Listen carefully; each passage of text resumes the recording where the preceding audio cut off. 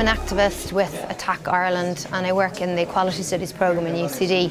I'm completely motivated by social justice concerns and by the levels of inequality that are now characterising our world. I find it incredible that the richest 62 people in the world own as much wealth as the poorest 3.2 billion, as the poorest half of the world. This is completely unacceptable morally, it's completely damaging environmentally, it's completely destructive socially. And I'm motivated to come out in my evenings and my weekends and to raise awareness, to join with like-minded people for a better Ireland, a more equal society and a better Europe. Hello everyone, I'm Marko Brdakovic from Serbia. I'm studying geography, specifically tourism. Besides this, I'm volunteering for humanitarian organization IDC. So how's my day in the field? When we get there, we need to call Red Cross to see if what bus we should take, and we need their alliance about everything. So they're saying what bus need help, what bus it's already shared food. So there are a lot of organizations there. So that we're parking our van already full with food. We're parking our van next to the bus. We're going in. We're sharing our food. Every person gets one pack of food. In the meanwhile, we're talking with them. We're hearing their hard stories. We're talking with them, how did they get here? Someone came with a boat, then took a bus. Someone came only with a bus, so someone used airplane some part of the way. So they're coming here after 30 hours traveling with a bus, most of them.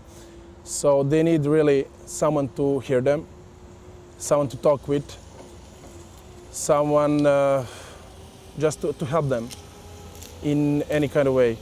So we are talking with them, we are sharing stories, of course, we're trying to put a smile on their faces. After that,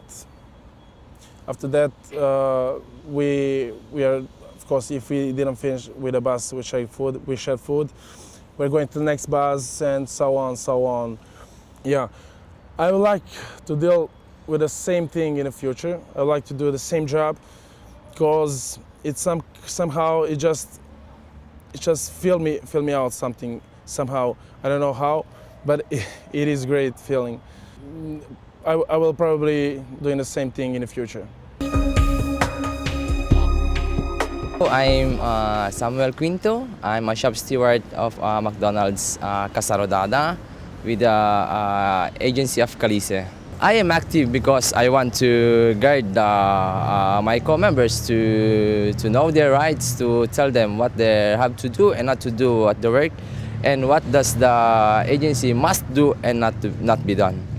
I am an activist because I want to take out my ignorance to the rules and regulations of our work. My name is Mattia. I am 26 years old and I work from Zara. I am a salesman and I'm from Syndicate. We want to change the lifestyle of the shop, especially for the mother, because the mother we have so many problems than the normal people inside the shop. And in this period we have renewed the new union agreement with the company and the working methods inside the shop. I like to do this new agreement because it's a second unpaid work. I'm a media student in Griffith College Dublin, and I'm just kind of really shocked that there's been such a media blackout on the TTIP, since it's so important and it has so many kind of potentially dire consequences for, like, you know, kind of like, well, the whole ISDS thing is particularly scary to me, where corporations can sue governments, and the kind of removal of regulations, like, whereas like in the EU, like more than 1,000 things are banned for cosmetics, for example, and in the United States only around 11 are. So if this TTIP were to pass, I think that those kind of regulations would basically be nullified. So that's a major kind of concern for me personally. My name is Darla Ryan, I'm 28 and I'm a youth and community worker in Dublin. So I work with undocumented workers and their families. At the moment I'm working with a group of young people who are undocumented living in Ireland. A lot of them face a lot of fear and mental health stresses because of their status. A lot of them are living in poverty or at risk of poverty. So this summer we brought a group of young undocumented people together who'd never talked about their experiences with other young people. It was a really big experience for a lot of them because they were facing a lot of stress and isolation because of their family status. So we brought them together to do a creative project where we made a film and they spoke about all their experiences, missing family who have died or passed away since they've been in Ireland. They couldn't travel home for their funeral, talking about the stress of not going out because of fear of the Gardaí, talking about the stress of never being able to travel on school trips and different things like that. So this film acted as a way for them to express their experiences in a way that kept them safe and anonymous. And for the first time in Ireland, then the voices of a very marginalised group of young people was heard. I'm a youth and community worker because I believe that community development process where people that are actually affected by issues engaged at every step of the way, from campaigning to policy asks, whatever it is, there's no way you can make change without the actual people that are affected by the issues. So that's why I've chosen youth and community work as a profession. For me personally, to see the extent of marginalisation and poverty, discrimination and inequality, it's not okay to accept a world that creates that society for us. So for me, this is the best way that I can, in my small way, attempt to make change. Right, so my name's John Reynolds. I'm a lecturer at the National University of Ireland here in Maynooth. I work on areas of human rights, social justice and international trade and investment law, and so I've spent a lot of time researching the trade and investment agreements, and for me the impact of the TTIP agreement will be one that's counterproductive if we think about democracy, if we think about social justice, and if we think about the things that are important to us as a society in Europe, like the protection of the environment, the protection of public health, the protection of democratic participation. The TTIP agreement and related investment laws, what they're about ultimately is not about facilitating trade in a mutually beneficial way between two actors, but about facilitating the market conditions that are most conducive to large corporations with the most capital to invest. And so it's very much linked to paradigms of inequality and centralisation and accumulation of wealth and power in smaller circles, and I think we need to be concerned about that. My name is Gabriela and I'm 22 years old, and I've been working in housekeeping for some time now. While I was working in housekeeping in a hotel, I tried to speak with the people that I work with my colleagues, to see what they know, what did they expect when they came here, and I tried to unite us for a better work condition. I come from Romania, and when I came here, I had some high hopes about working in Denmark, because I know it's a very good country to work in, and you have in your country like more than 90 points as low corruption. That's very good. So I thought that it's safe to work here and good conditions. But now, through the year, I saw that there are a lot of problems. The companies, cleaning companies, they are pressuring us with the time, or they give us more job to do in less time, and that is very, very hard to do and keep the standards high.